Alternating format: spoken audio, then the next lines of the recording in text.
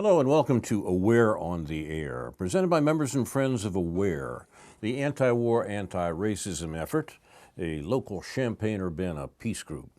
I'm Carl Estabrook. We're recording this at midday on Tuesday, June 18th, in the studios of Urbana Public Television. Recordings of earlier programs and links to the articles we refer to today can be found on the Facebook page for Aware of Champaign-Urbana, Illinois. Comments on this program are welcome. Email us at cgestabrook@gmail.com. Our program concentrates on the news of U.S. war-making, which is generally not reported, not by accident, in the U.S. media. But the New York Times has published an anonymously sourced report titled U.S. Escalates Online Attacks on Russia's Power Grid about the U.S. placement of potentially crippling malware inside the Russian system at a depth and with an aggressiveness that had never been tried before. That's the way they describe it. It could potentially, quote, plunge Russia into darkness or cripple its military, with one anonymous U.S. official reporting that, quote, we're doing things at a scale that we never contemplated a few years ago. Obviously, this is yet another serious escalation in the continually mounting series of steps that have been taken into a new Cold War between the planet's two nuclear superpowers. Had a report been leaked to Russian media from anonymous Kremlin officials that Moscow was escalating its cyber aggressions against America's energy grid, this would doubtless be labeled an act of war by the political media class of the U.S. and its allies, with demands for immediate retaliation. To put this in perspective, the New York Times reported last year that the Pentagon was pushing for the U.S. Nuclear Posture Review to include the strategy of retaliating against serious Russian cyber attacks on American power grids with nuclear weapons. So that's scary enough. What's even scarier is the information the Times buried way down in the 21st to 23rd paragraphs of its report. Quote, two administration officials said they believe Mr. Trump had not been briefed in any detail about the steps to place implants, software code that can be used for surveillance or attack, inside the Russian grid. Quote, Pentagon and intelligence officials described broad hesitation to go into detail with Mr. Trump about operations against Russia for concern over his reaction and the possibility that he might countermand it or discuss it with foreign officials, as he did in 2017 when he mentioned a sensitive operation in Syria to the Russian foreign minister.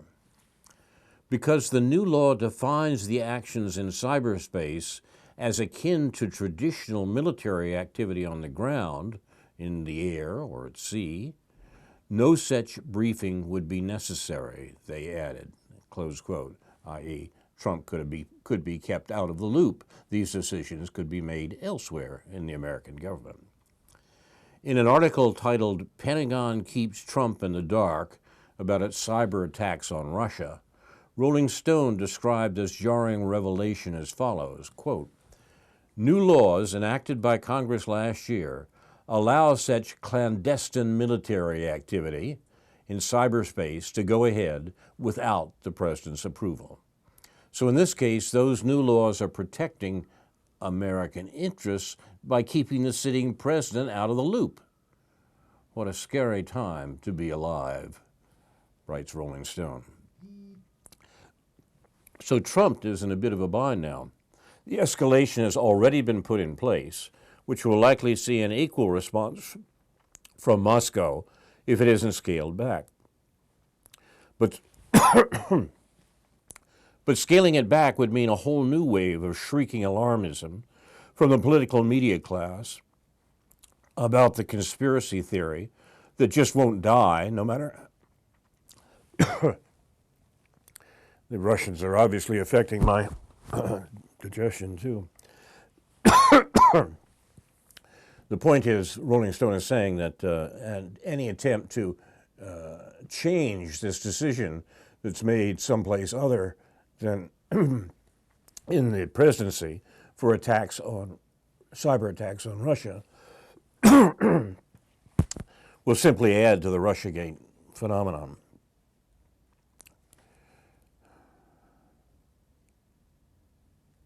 Stephen Cohen, professor emeritus of Russian studies at NYU in Princeton, and one of America's leading experts on U.S.-Russia relations, has been warning for years that exactly this would happen.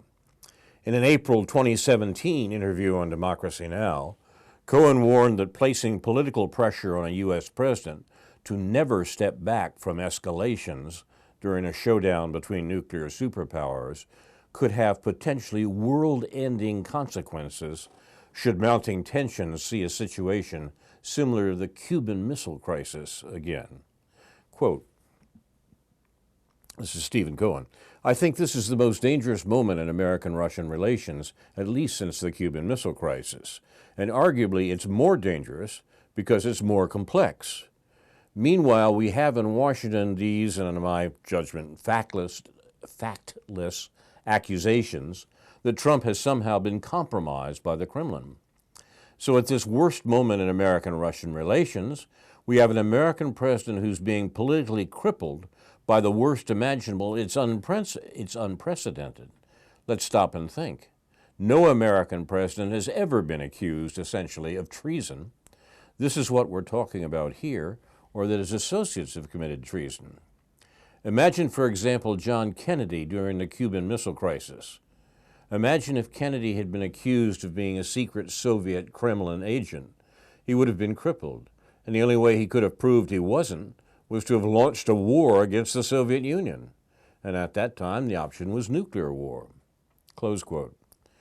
People rarely take time to reflect on the important fact that our species came within a hair's breadth of total annihilation during the Cuban Missile Crisis of 1962. We learned long after it was all over that the only reason a nuclear-armed Soviet submarine didn't discharge its payload on the U.S. Navy and set off a full-scale nuclear exchange between the U.S. and the USSR was because one of the three men in the sub needed to authorize the weapon's use, stood against the other two, and refused. That man's name was Vasily Arkhipov, and he's responsible for the fact that you and everyone you love exists today. There's a good PBS documentary about the event on YouTube if you're curious. President Kennedy was on the phone constantly with the Soviets during the Cuban Missile Crisis, and any number of things could have gone cataclysmically wrong during that exchange had Kennedy not made certain concessions at certain times and known when to hold back instead of pressing forward. He made a series of diplomatic moves that would not be possible in this current paranoid, leak-prone climate, including secretly recalling the USA's Jupiter missiles from their position in Turkey at Prime Minister Khrushchev's request. For all the outrage, he insisted that it be kept secret, of course, that he'd done this because of the outcry that would occur in this country against this show of weakness by Kennedy.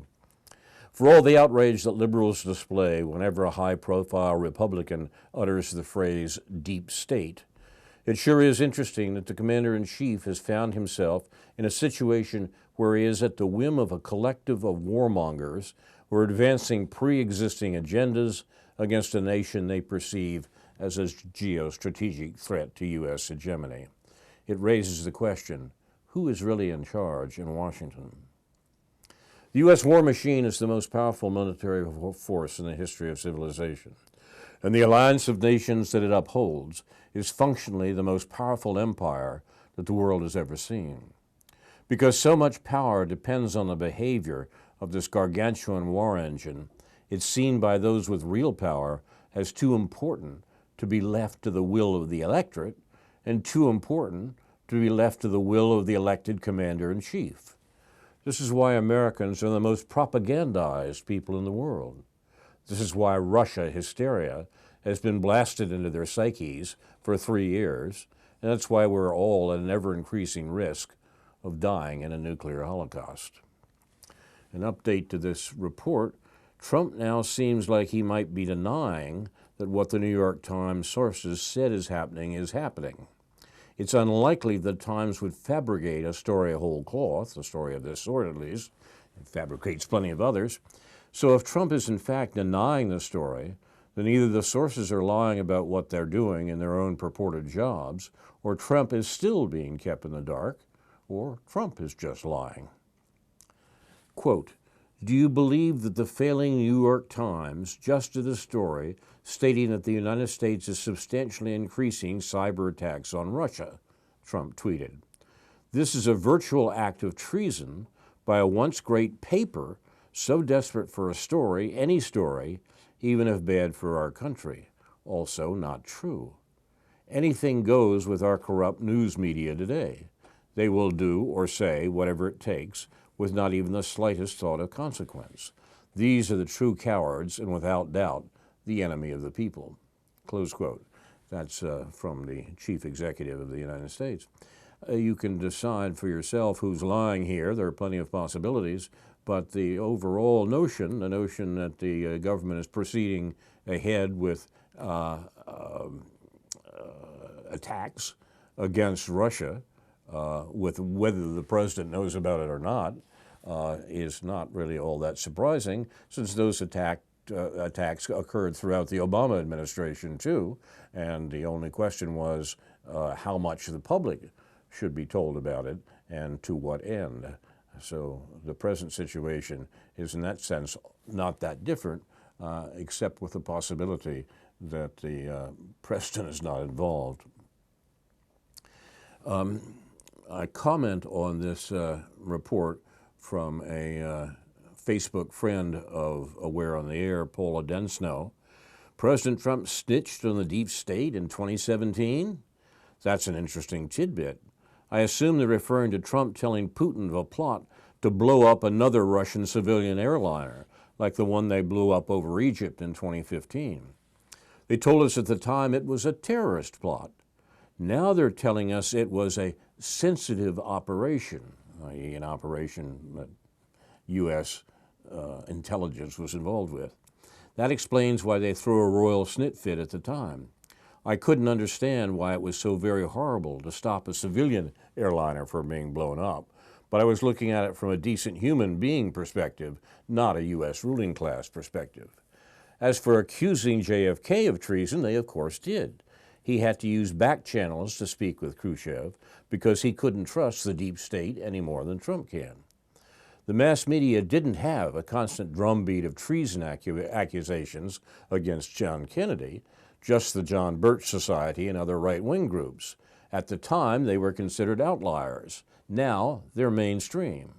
Oh, and the CIA and some generals in the Pentagon, like Charles Cabell, also deputy director of the CIA under Dulles, who was fired by JFK for the Bay of Pigs. His brother Earl was mayor of Dallas, Texas, where Kennedy's head was blown off in the town square in broad daylight.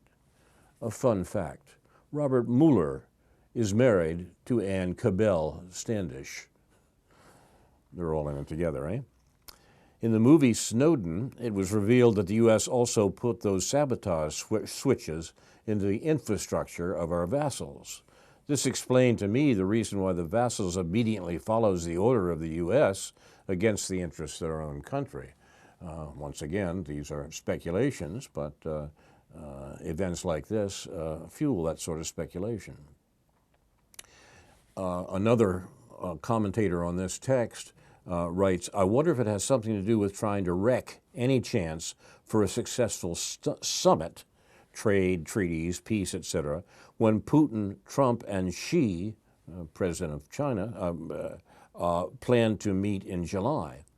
I mean, why put secret cyber weapons chatter in the NYT, why in the New York Times? Why expose this arrangement? Russians can read. It no doubt will cause a completely different type of meeting, not one of mutual cooperation, but rancor and suspicion. And the notion is that that's what the deep state has wanted to do all along, to sink any attempt of Trump to better relations with Russia, as he talked about during the campaign, but has pulled back from under pressure from the rest of the American government since then. Recall the British Empire's queen and coterie held their noses and hid the silverware to host the commoner interloper, one term or he gets it, President Trump and his wife, to remind them, via Trump's most favorite things, unspeakable wealth, lavish ritual, moving military parades with stirring gilded jet flyovers, whose side the U.S. is on. The West's fear of Trump has long been his talk of working with Russia and China, and maybe not appreciating the world order. You can't be friends with your enemies and still justify austerity for the little people to fund the real world government and separate military, banking, land, resources economy that enriches so many of the few.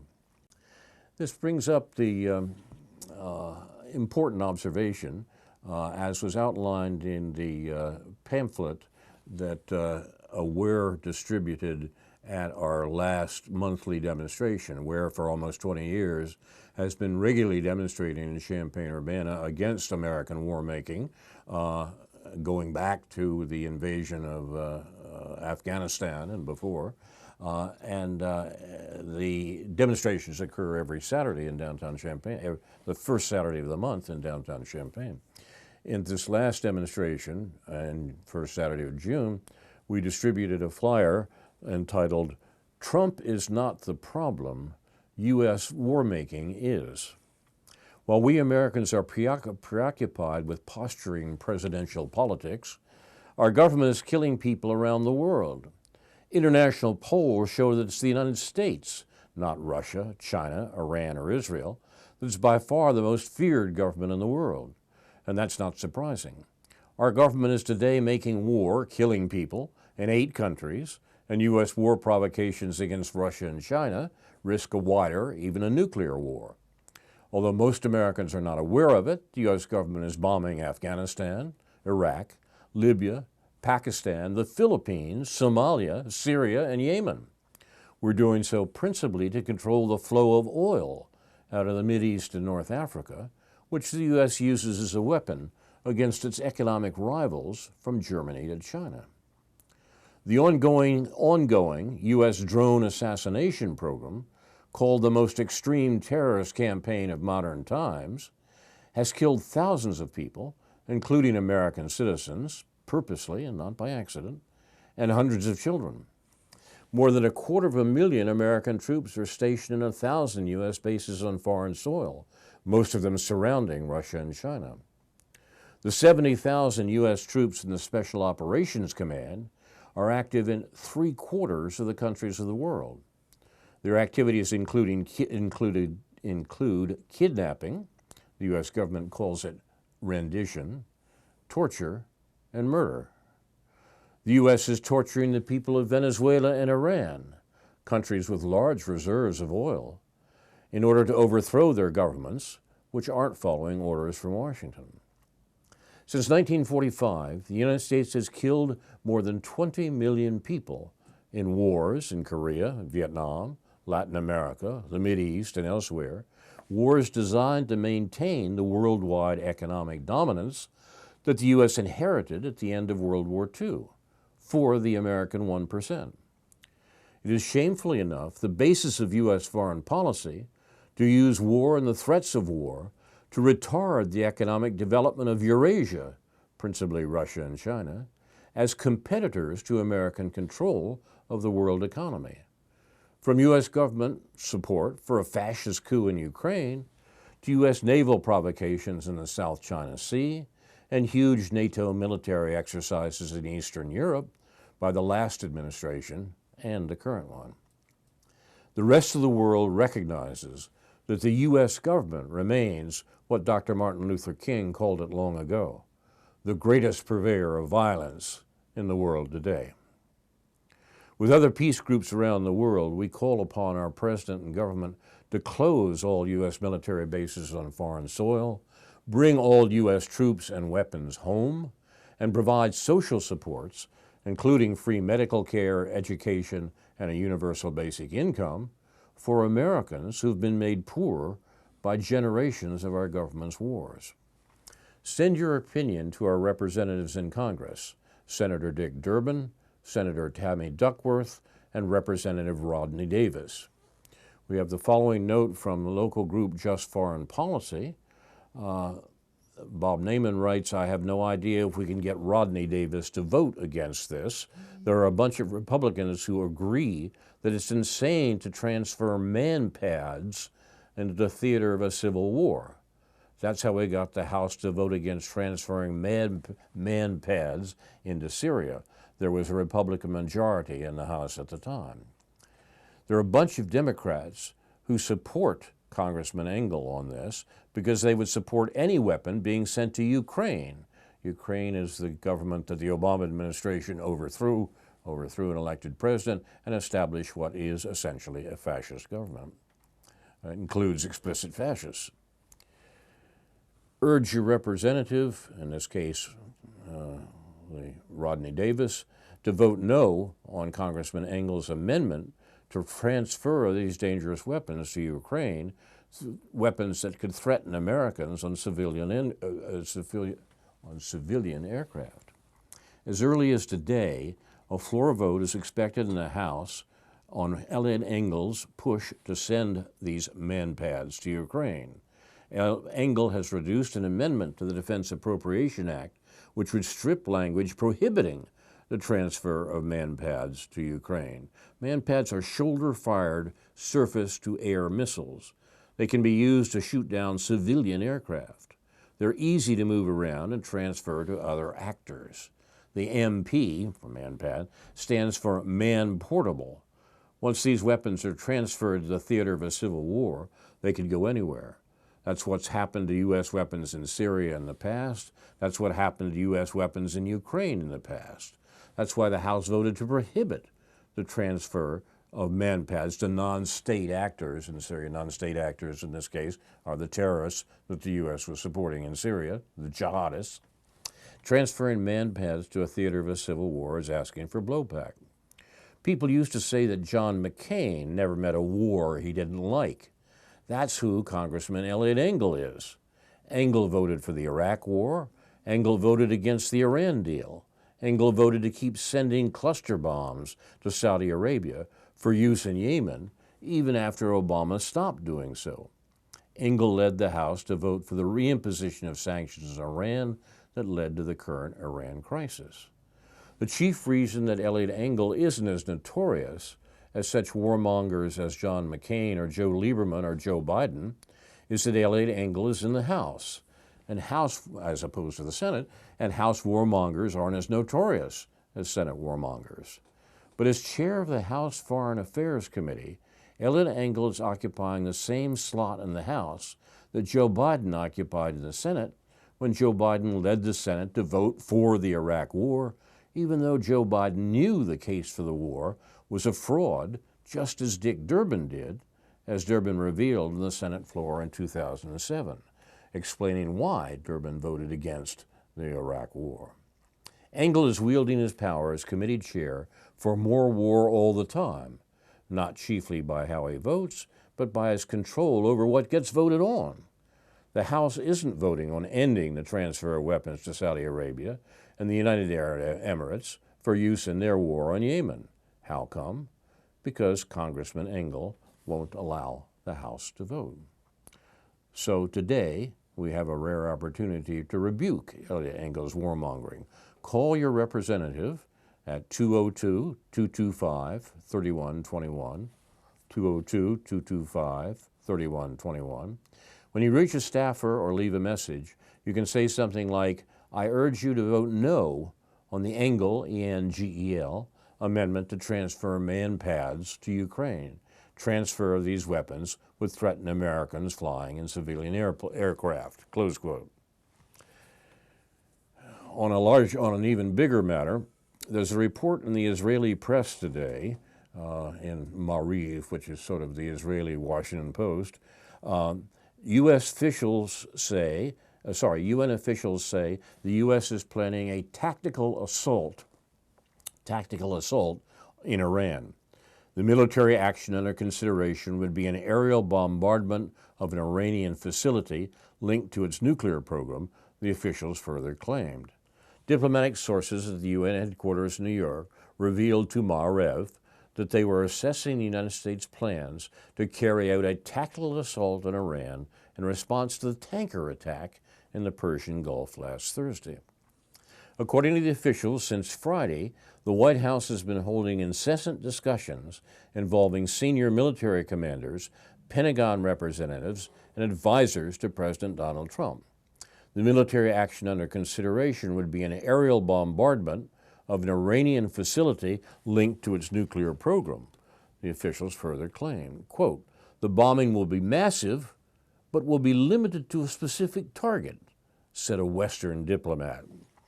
The decision, this is State Department people talking, the decision to carry out military action against Iran was discussed in the White House before the latest report that Iran might increase the level of uranium enrichment.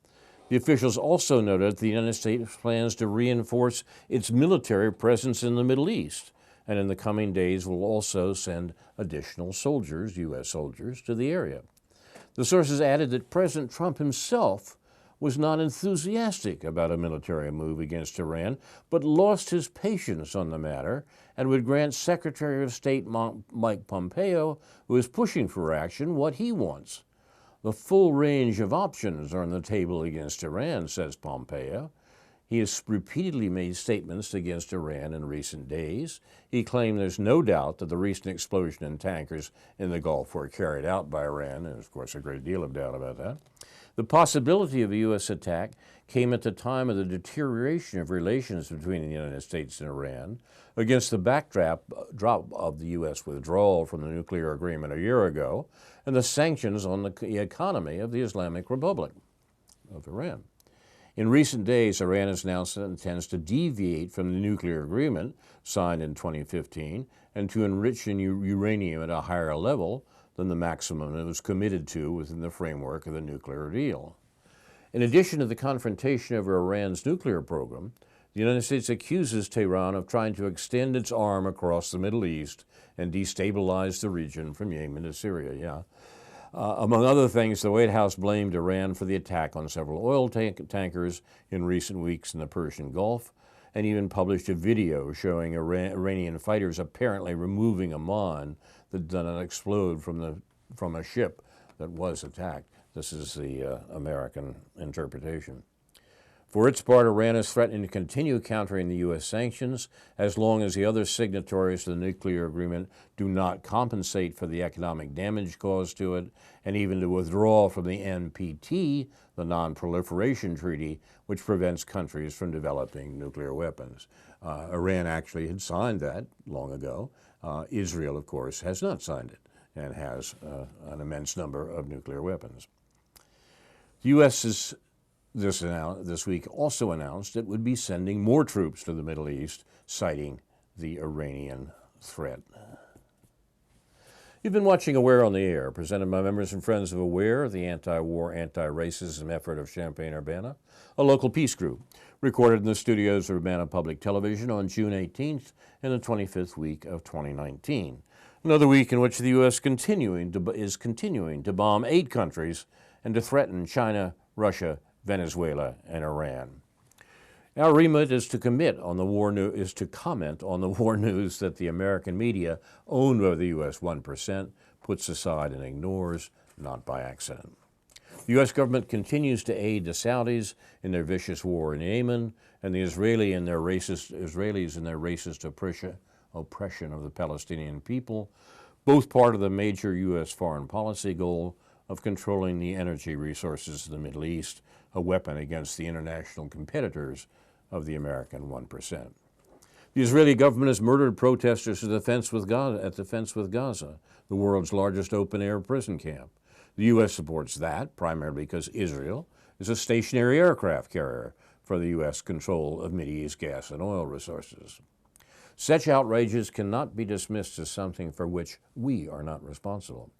In the Illinois legislature, our local representatives refused to vote against using U of I funds to support Israeli apartheid, something Representative Ammons, for example, would never have done for South African apartheid. We'll conclude tonight with a video in which Chris Hedges interviews Kristen Rafson, former spokesperson for WikiLeaks and current editor-in-chief of WikiLeaks, about the U.S. extradition of Julian Assange from the UK. Assange's next extradition hearing is due in February 2020. Our researcher Jeff Nicholson writes, "In my opinion, the Swedish allegations of sexual misconduct are being slow-walked at the behest of the U.S. The Swedish so-called preliminary investigation into these allegations, which will ultimately determine if the Swedish government files charges against Assange and what they'll charge him with, serve as a backup plan for the U.S. in case the UK extradition doesn't result in the U.S. gaining custody of Assange." Apparently, Hedges' interview with Rafson took place just after Assange's extradition hearing in the UK, and Assange spoke briefly at that hearing. If you're looking for more commentary and analysis of the situation, consider watching Imperialism on Trial, Free Assange. The link is on the Aware Facebook page. Aware on the Air is produced and directed by Jason Liggett and Crofton Coleman with Andrew Scollery. Thanks to him, also, this program and others like it will be available on YouTube and archive.org. Comments on this program are welcome. Email us at cgestabrook@gmail.com. We rely on our researcher, Jeff Nicholson, whose blog, Digital Citizen, we recommend highly. We steal from it regularly. There's a link to it on our Facebook page. Finally, Aware honors those who reveal the crimes of the U.S. government, which the rest of the world knows but Americans don't. Assange, Manning, Snowden, and others were truth-tellers persecuted by the U.S. government, and particularly our liberal Democratic Senator Durbin, a shill for the Russiagate propaganda and unconstitutional attacks on the free press, notably in the case of WikiLeaks. Now, this is Carl Estabrook for the members and friends of Aware, the anti-war, anti-racism effort of Champaign-Urbana, saying in the words of the late newsman Edward R. Murrow, good night and good luck.